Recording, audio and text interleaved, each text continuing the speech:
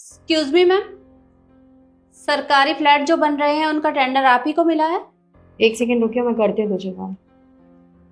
जी हाँ। तो काम कहाँ तक पहुंचा?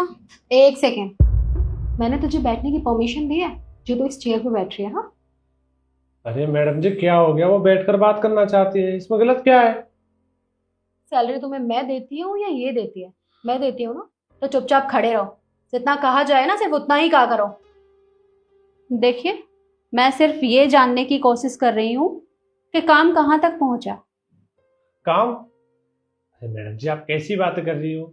ये और काम, पहले थोड़ी सी पार्टी करेंगे, उसके बाद काम करेंगे, ये है ना? और पार्टी से फुर्सत मिलेगी तभी काम हो पाएगा, है ना? मुझे ऐसा लगता है केशव, तुम्हारी जुबान ना कुछ ज्यादा ही चलने लग गई है, क्योंकि मैंने तुम्हें ना जरूरत से ज्यादा छूट दे दी है। तुम भूल रहे हो शायद, जितना भी बाहर से पैसा आता है ना, 10% कमीशन देती हूँ मैं तुम्हें। और अगर मैंने तुम्हें जॉब से निकाल दिया ना, तो ना ही तुम्हें कहीं जॉब मिलेगी और ना ही मैं तुम्हें कहीं मुंह दिखाने लायक छोड़ूंगी। तो चुपचाप खड़े रहो। और यस, मैं हूँ बदतमीज, और मैं बहुत बदतमीज हूँ। मुझे तो किसी से बात करने तक की मैनर्स नहीं है। और रही बात काम की, तो काम तो मैं बिल्कुल भी नहीं करती हूँ। जितना भी पैसा आता है ना, वो सब मैं अपनी जेब में रखती हूँ।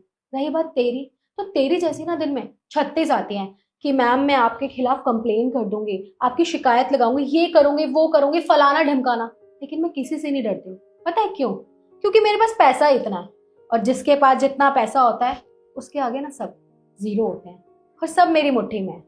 और रही बात तेरी, तो तुझे भी मैं ये इसलिए बता रही हूँ कि तू भी मेरा ना कुछ नहीं कर सकती। देखिए, मैं आपसे प्यार से बात कर रही हूँ, पर शायद आपको प्यार की भाषा समझ में नहीं आती।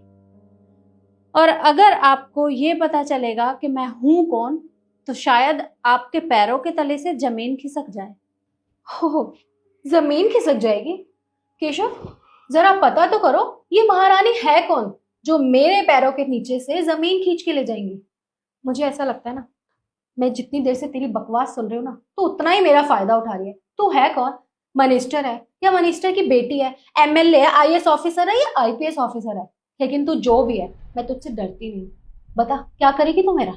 देखो, एक बार फिर से सोच लो, कहीं ऐसा ना हो कि बाद में तुम्हें पछताना पड़े। मुझे पछताना पड़े? मुझे लगता है ना तुझे ना पछताना पड़ जाए, इसलिए तू चुपचाप ना यहाँ से जा सकती है। समझ में आई? मुझे ना रात को पार्टी में जाना है, तो मेरा ना दिमाग खराब मत कर। अच्छा, तो तुम्हारे पास पैसों की पावर है, तो ठीक है, आज देख ही लेते हैं कि कौन किसका क्या बिगाड़ता है। तुम शायद भूल रही हो, तुम्हें ये जो कुर्सी मिली है ना, ये इसलिए नहीं मिली कि तुम लोगों को कुछ भी ना समझो।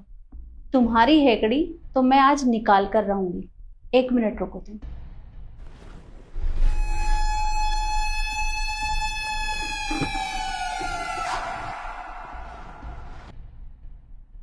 हेलो, मैंने जो काम करने के लिए बोला था वो हो गया? ओके। मैडम जी, मैं क्या कह रहा था, मुझे ना घर पर बहुत जरूरी काम है, तो क्या मैं जा सकता हूँ? अरे हाँ हाँ केशव, तुम जाओ घर पे और आराम से मौज लो, कोई दिक्कत की बात नहीं है। वैसे भी मुझे रात को पार्टी में जाना है, बस जरा इस आंटी को हैंडल कर लूँ मैं, उसके बाद तो मैं भी फ्री हूँ। जाओ तो। हाँ हाँ, ठीक है, शुक्रिया। मुझे लग रहा है बहुत बुरी फंस गई आज ये। ठीक है। कर लिया जिसको फोन करना था, बुला लो जिसको बुलाना है। मैं किसी से नहीं डरती हूँ, क्योंकि पैसे की ना पावर ही इतनी होती है, पैसे के आगे किसी की नहीं चलती। जरा फोन बज रहा है आपका, उठाओ तो जरा। हेलो। Yes sir. क्या? IAS officer?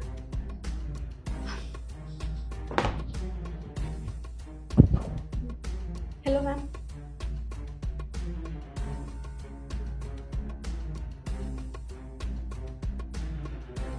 देखिए मैम, रियली वेरी सॉरी। मुझे नहीं पता था आप यहाँ के आईएएस ऑफिसर हैं, तो मैंने तो आपसे बहुत ज़्यादा बदतमीजी कर दी। मैं ऐसी बिल्कुल भी नहीं हूँ। वो क्या है ना, मेरा दिमाग थोड़ा कहीं और था, इसलिए मैंने सारा गुस्सा आप पे ही निकाल दिया। I am really very sorry. मुझसे जो भी गलती हुई है ना, मैं सब कुछ ठीक कर दूंगी, और वो जितना भी पैसा है ना, सारा उसी काम में लगाऊंगी जिस काम के लिए आता है। बट प्लीज़ मुझे माफ़ कर दीजिए। बस करो, ज्यादा दिखावा करने की जरूरत नहीं है। तुम्हारी सच्चाई मेरे सामने आ गई है, और ये तो अच्छा हुआ कि मैंने सब कुछ अपनी आंखों से देख लिया। अरे तुम सरकार के लिए काम करती हो, लेकिन करते तुम लोग हो, भुगतना सबको पड़ता है। क्योंकि सब लोग तो यही सोचते हैं ना कि सरकार कुछ करती ही नहीं है। अरे सभी लोग सरकार के ऊपर ब्लेम डालते हैं, लेकिन भ्रष्टाचार तो तुम जैसे लोग फैलाते हैं। पर मैं अब तुम्हें छोड़ने नहीं वाली। मैं तुम्हारा टेंडर वापस भी लूंगी और तुम्हारा लाइसेंस भी रद्द कर दूंगी, समझी तुम?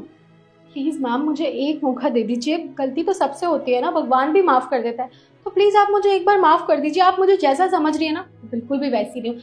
मैं एक बहुत अच्छी इंसान हूँ और लोगों की मदद भी करती हूँ, और जितना भी मैंने फ्रॉड किया है ना, मैं सब ठीक कर दूंगी। मौका नहीं मिलेगा तुम्हें, तुम्हें सजा मिलेगी। कल मेरे ऑफिस में आकर मुझसे मिलना। तुम्हारा हिसाब किताब तो मैं वहीं पर करूंगी।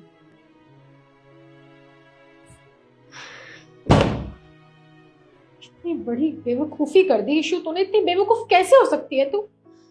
अब क्या होगा?